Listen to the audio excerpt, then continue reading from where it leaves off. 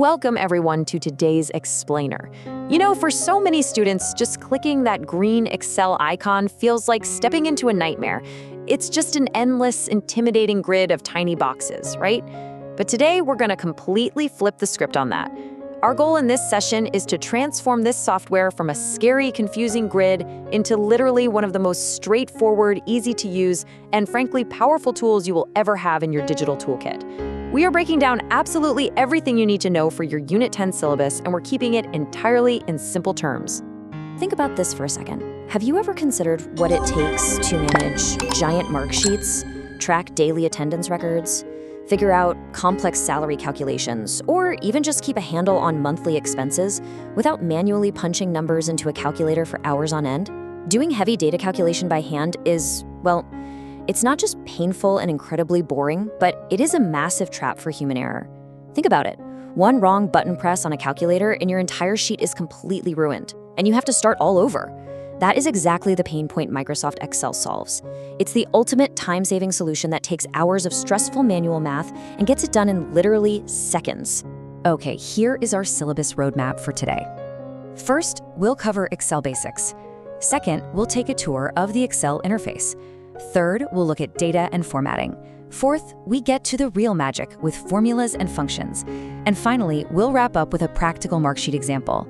Let's jump right in. Section 1. Excel Basics. What exactly is it and how does it work? At its absolute core, Microsoft Excel is a spreadsheet software. But I really want you to stop thinking of it as just a digital piece of paper where you type numbers. That's doing it a huge disservice. It is so much more than that. It's a highly advanced, super powerful engine designed to organize massive amounts of data into neat rows and columns.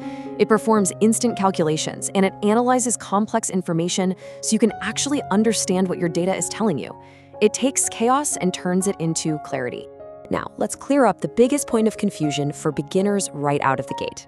You are going to constantly hear the terms workbook and worksheet. To understand the difference, just picture a physical school notebook. The workbook is the entire Excel file itself. It's the whole heavy notebook you carry in your bag. A worksheet, on the other hand, is just one single individual page inside that notebook. So naturally, you can have dozens, even hundreds of worksheets inside a single workbook. Make sense, right? When you are inside that worksheet page, you're going to see a grid. The horizontal lines are called rows, and they are always identified by numbers, 1, 2, 3, and so on. The vertical lines are called columns, and they are identified by letters A, B, C. Now, where a row and a column cross paths, where they intersect, they create a single little box, and that is called a cell. So if you are sitting in column A and row 1, the specific address of that box is simply A1. It is exactly like playing a game of Battleship. Section 2. The Excel interface. Let's talk about navigating the workspace. Honestly, don't let all the buttons at the top of the screen overwhelm you. Let's just focus on the key elements you actually need to know. Up at the top left, you have the Office button, which is your go-to for saving and opening files. Right next to it is the Quick Access toolbar for your favorite, most used shortcuts. Now, that large band of tools stretching right across the top, that's called the ribbon, and this is where almost all your formatting tools live. Right below the ribbon, you've got the name box, which is super handy because it tells you exactly which cell you are currently in. Next to that is the formula bar, which shows you the actual math happening behind the scenes inside that cell. And finally, the status bar at the very bottom gives you quick, helpful updates on your document. Once you actually start typing data into your cells, you absolutely need to know how to move it around. This brings us to the most essential workflow in pretty much any software ever: cut, copy, and paste. Cut does exactly what it sounds like. It completely removes the data from its current spot so you can move it somewhere else. Copy is a little different. It leaves the original data right where it is, but it creates an exact duplicate on your computer's invisible clipboard. And paste is how you drop that cut or copy data into its brand new home on your worksheet. It's the foundation of everything we'll do. Section 3. Data and formatting. This is all about making your data readable. Here's the thing. Entering raw data is really just step 1. A spreadsheet completely packed with identical plain black text is incredibly hard to read. Your eyes just kind of glaze over. So you can use that ribbon we talked about earlier to make your titles really pop using bold, italics, or underlined text. You can change the alignment so your text sits perfectly centered in the cell. You can adjust font sizes, and you can draw clean, sharp borders around your tables to make them look official. But even better, you can format specific numbers. If you're tracking money, you can tell a cell to automatically display currency symbols. If you type in a date, Excel will instantly recognize it and format it perfectly as a proper calendar date. It's all about making your work look highly professional, which, let's be honest, is an absolute lifesaver when you are trying to make a rushed assignment look brilliant at 2 a.m. But formatting isn't just about how things look. It is also about how things are arranged. Sorting is a total lifesaver when you're dealing with massive amounts of data. You can automatically organize thousands of rows in ascending order, which means lowest to highest, or descending order, which is highest to lowest. Imagine trying to manually find the highest performing student in a giant list of 500 people. It would take forever. But with the sorting tool, you just arrange the marks descending and boom, the top student is instantly sitting right there in row number 1. Section 4, Formulas and Functions. We're now getting into the real engine of Excel. We are officially transitioning into the absolute most powerful feature of this entire software.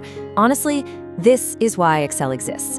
I really want you to lock this core equation into your memory because it represents the true magic of the program. Data plus formula plus functions equals fast calculation. This right here is the exact secret sauce for transforming hours of miserable manual calculator work into literally seconds of automated math. So the crucial starting point is understanding the one unbreakable rule of Excel math. Listen closely. Every single mathematical formula in Excel must begin with an equal sign. No exceptions. If you just type 20 plus 30 into a cell, Excel just looks at it and thinks you're writing a regular sentence. Nothing happens. But the exact second you type equals 20 plus 30, Excel wakes up, realizes it needs to do some math, and will instantly display the result of 50. The equal sign is the trigger. Now, doing simple math like equals 20 plus 30 is great, sure, but it's still kind of manual, right? That is exactly where functions come in. Think of a function as a predefined, prepackaged formula that is already built into Excel specifically to do the heavy lifting for you. Instead of sitting there manually adding up 50 individual cells one by one by one, a function simplifies all that complex calculation into a single short word. It's like having a tiny mathematician living inside your computer. For your exams, you absolutely must memorize these essential beginner functions. Sum automatically adds everything together. Average finds the mathematical mean value of your data. Max instantly hunts down the highest number in a massive list, while min finds the absolute lowest. Count tallies up how many cells actually have numbers in them, so you don't have to count them yourself. And finally, if, which is a super smart logical function that checks conditions. For example, automatically checking if a student passed or failed based on their final score. But, those basic functions are just the tip of the iceberg. Excel categorizes hundreds of different functions based on exactly what you need to do. There are date and time functions for tracking complex schedules. There are financial functions that actual bankers use to calculate loan interest rates. There are logical functions to check really complex conditions. And there are mathematical and trigonometric functions for high-level engineering and science stuff. Seriously, the software can handle virtually any calculation you could possibly throw it at it. To use these functions efficiently, though, you need to understand the concept of a range. A range is simply selecting a large group of cells all at once to apply a formula, instead of agonizingly typing out every single cell individually. For example, A1 colon A10. That little colon is a bridge. It means you are looking at all the data starting from cell A1 all the way down through cell A10. So you can just type equals sum and then the range A1 to A10, and it grabs and adds up all 10 boxes instantly. It's incredibly fast. Section 5, Practical Mark Sheet Example. Let's put it all together. Okay, let's bring all these concepts together and look at a real-world scenario to see how this entirely changes the way we work. Imagine a teacher managing grades for 5 students. In a standard spreadsheet layout, we have our rows and columns hard at work. We have clean columns for the student name and their raw marks. Now, instead of reaching for a calculator, the teacher simply uses the sum function to instantly generate the total column for everyone. Then they use the average function to instantly generate the entire class average. Finally, they use that logical if function we talked about to automatically assign a final grade of A, B, or C, depending on the total. What would have normally taken an hour of careful, double-checked math is done beautifully, perfectly, and accurately in under a minute. It's like magic. And that right there is the true power of Microsoft Excel. It is never just about entering data. It is entirely about analyzing and automating it. So I want you to think about this. Now that you have the power to turn hours of tedious math into mere seconds, what massive, boring task will you automate first? Let us know. Keep studying those notes for your Unit 10 syllabus, keep learning, and we'll see you in the next session.